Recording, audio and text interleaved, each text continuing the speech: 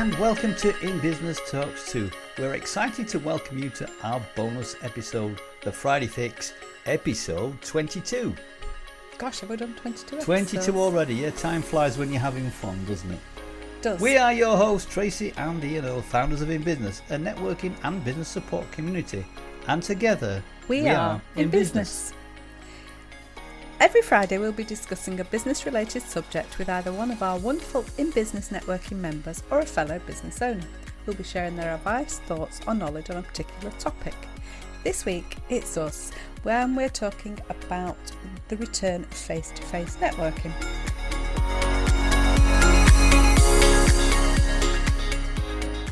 We've got an event coming up in a couple of weeks and it's been a while. So yeah, really looking forward to it. It'd be nice to meet people in real life once again rather than just looking at them on a Zoom screen, won't it? Exactly. So what we thought today, what we'd do is we'd give you just maybe people a few pointers for when they start face-to-face networking again. Yeah, because some people have probably only ever networked on Zoom. If they've only started their business during lockdown, then that's all they've had to do. But it is a little bit different. It is different. You've got some pointers. And if you think about it, many of our members who we've got actually did start their businesses during lockdown and have only ever done Zoom, haven't they? They have. So yeah, interesting. It'll be interesting to see how they go on. Yeah, so we just thought we'd throw one or two pointers out there just to give people a bit of an idea. Okay, so we've got some helpful tips. You do have a networking checklist as well, which people can download, can't they? Which will be in the show notes. Yeah, we'll put those in the show notes, yes. Just a simple checklist, and it's a tool that helps you just prepare for any sort of networking event. So please feel free to download it, and hopefully you'll find it useful. So, okay, then what do you think then? Prior to the event, now what do you think you've got to factor into your event then, Tracey? What is it that you think is important? Probably the most important thing is the time it's going to take you to get there.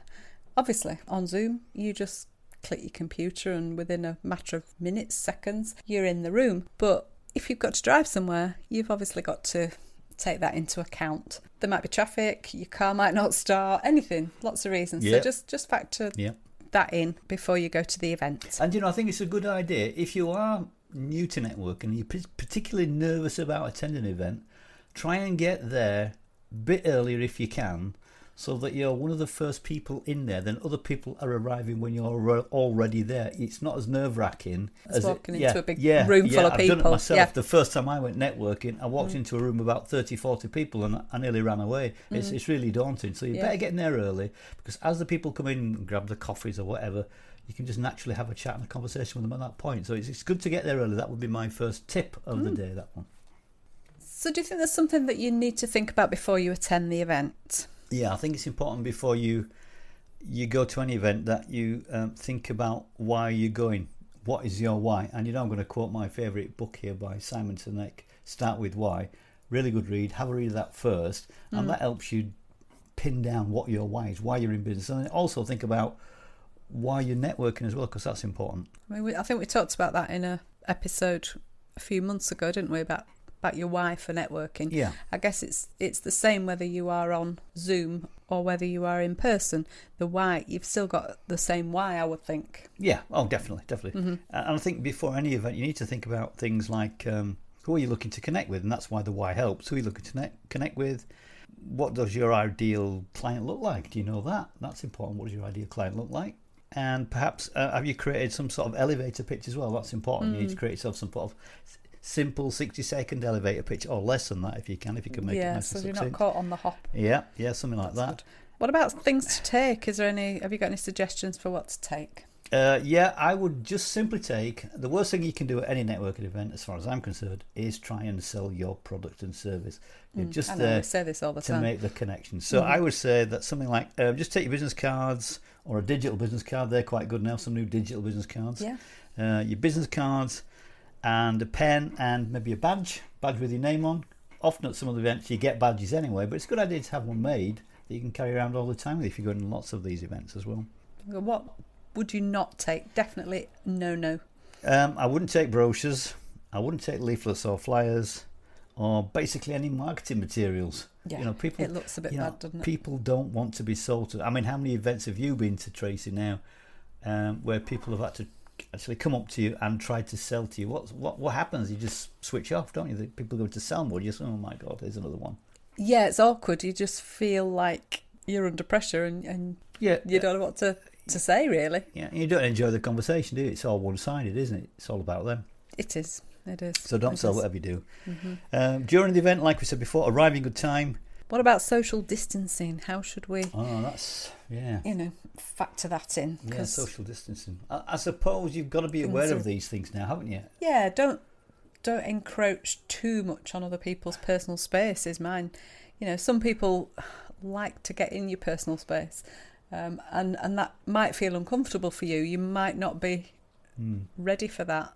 So it's trying to distance yourself a little bit without looking rude and shouting across the room. Something simple now, like handshakes. Do you do a handshake? Don't you do a handshake? Some people are comfortable handshaking, others aren't. Others want to do the fist bump thing or whatever. But as far as I'm concerned, that's nearly the same as a handshake, isn't it? If you're touching skin with people, So I don't know. I suppose you just have to be aware what the other person's comfortable with. If they hold their hand out and you're comfortable with shaking their hand, shake their hand. But it can be tricky. Right? It's going to be tricky. It'd be interesting to find out. Once we start doing it again, won't it? In real time. What else would you suggest when you're at the event itself? A couple of things. First of all, as we said before, make sure you talk about them and not about you.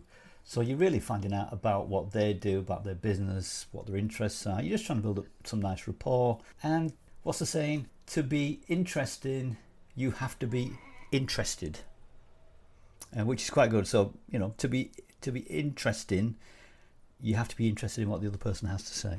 Okay. Another suggestion of mine would be to sort of turn off any mobile devices or put them on silent so you're not constantly interrupted. I just think it looks really rude when, you're in the middle of talking to somebody and they say, "Oh, just got to answer this call," and it's as though you aren't as important as what is on the call.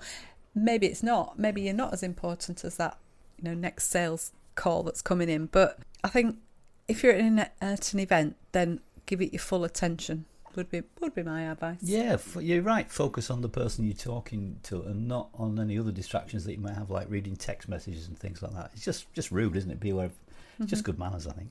Yeah. What about after the event? It's all well and good going and collecting all these business cards and meeting all these lovely people, but once you walk out the room, is that it? No, definitely. That's if you're going to network. If you don't follow up, then you've just wasted your time. It's just been a complete waste of time.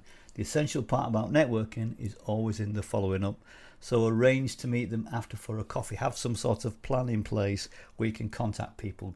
All the business cards you've collected, make sure when you get back to your office or to your home or whatever, make sure you contact these people and arrange just to meet for a coffee. Mm-hmm. One thing I find at a networking event is quite often people gravitate to the people that they know and they like, and they stay in that little bubble throughout the whole networking events. Yeah.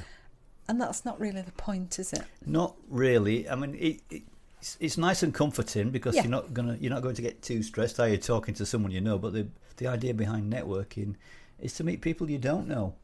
It's so easy to fall into the trap of, there's Bob over there, I'll go have a word with Bob, I know Bob, and then potentially you could be stuck with Bob for 3/4 of the meeting because you're both having a nice conversation, but that's not why you're there to network, you're there to meet other people. And I think you've got to force yourself out of that little comfort bubble and go and introduce yourself to somebody you haven't met. Definitely.